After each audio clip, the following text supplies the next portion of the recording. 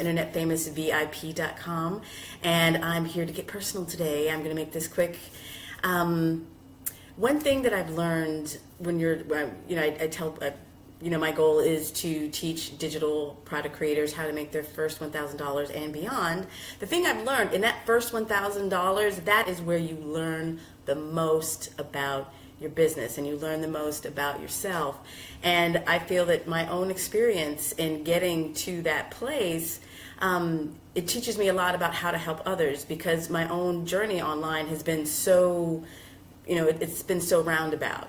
I started as a musician, and then when I got into marketing and when the internet first was invented, I used it to get people to come to my shows and to get people to buy my CDs and other things like that.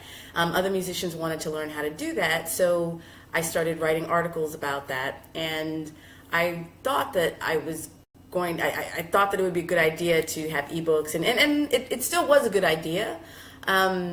But I didn't exactly learn right away, though, that musicians aren't a buyer's market. They're not really the biggest market for information products. Musicians will buy gear. They will buy beer, when they go out partying or whatever. But as far as spending the money to invest in themselves, it's not exactly the thing that they do. And then I started, and then also I didn't want to coach in the music space, because as an artist I just didn't really feel comfortable. I just didn't enjoy it. I didn't enjoy coaching other musicians, because I kind of felt like if I need to coach you, it's too much work for me. It's like either you want to do it or you don't want to do it, and the idea of having to push someone to express themselves was just kind of foreign to me.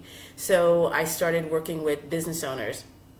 And that was great, small business owners. But then over the course of my journey, and then when I got into working with pajama affiliates, for example, I learned about buyers markets. I learned about who are the people that actually spend money, online. And one of the first places I thought about, or the first niches, was the dating and relationship niche. And I've probably talked about that a lot, but I think it's really important to know it was a year ago. Well, actually, a little more than a year ago that I released my book, The Love Reset. And if you're interested in looking at it, you can check it out at datingrelating.com/reset. But the point I'm making is, once I released that book, and then I really went deep into my target market. We talk about going into your avatar, finding out who your target market is, what they want to do, where do they serve, where do they stay online, where do they live online, what are they talking about. The deeper I got into my target market, or my avatar, as I mentioned in another video, I realized I didn't like the market. It was too emotionally charged for me.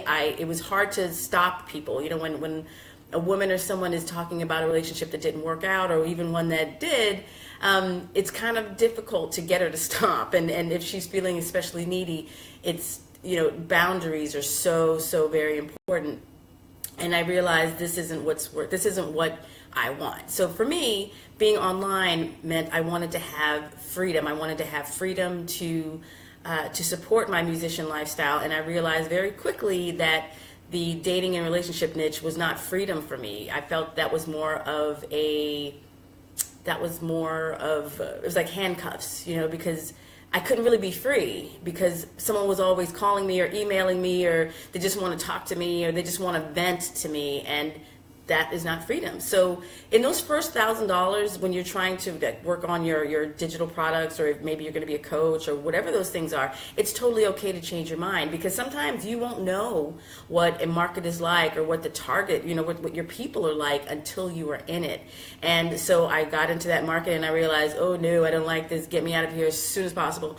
And then I realized the people that I could serve the best would be the people that have a digital product, or maybe they want to create a digital product, and they just want to know how to sell it, because the same skills that you use to create a book or create an online program, they're not the same as having to sell them. So things like learning, just making sure you're in the right niche, and making sure how you stand out in the market. those are lessons that are really important to learn. And as you learn those things that you learn about yourself and you learn about your market, your mind might change, and that is totally fine. And I want to tell anyone, who's listening, that if you're trying to do an online market business and something is not working, don't be afraid to, don't be afraid to change your mind. Don't be afraid to tweak it, because it's kind of necessary for the, for the path that we're on. So, I just wanted to get on this morning and, from my personal perspective, to say, as you are creating your businesses and building your businesses, don't be afraid of checking in with yourself. And if there's something that you don't like, try to change it. Change it, because you can. Otherwise, you could just get a job, So that's really all I have to say. That's my alarm. So that means it's time for me to go. So anyway, have a great Monday. I look forward to seeing your live streams this morning or today, and just get personal. Tell me something about your journey. Tell me about how did you get here? How did you decide to do what you do? And of course, you want to share, give a URL, or tell us where to go, where we can find you or find more about you. I definitely want to hear that too. So have a great Monday, and I will see you in the group. Thank you.